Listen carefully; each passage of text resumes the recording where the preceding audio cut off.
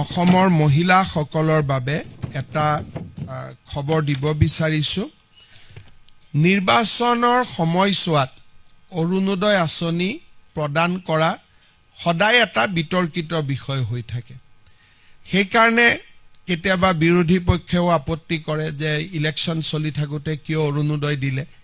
আমি যাতে বিতৰ্কৰ ঊৰ্ধত থাকিব পাৰোঁ, ফেব্ৰুৱাৰী মাহৰ 20 তাৰিখে অসমৰ প্ৰতিগৰাকী অৰুণোদয় হিতাধিকাৰীক বিহুৰ উপহাৰ হিচাপে আমি আগতীয়াকৈ 8,000 টকা দিম।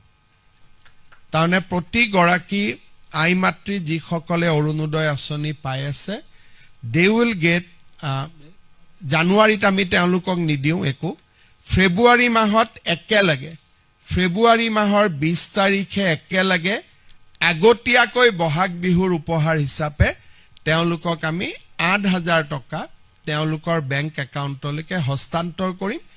তেতিয়া আৰু বিহুলৈকে তেওঁলোকে সুন্দৰভাৱে তেওঁলোকৰ বিহু পালন কৰিব পাৰিব।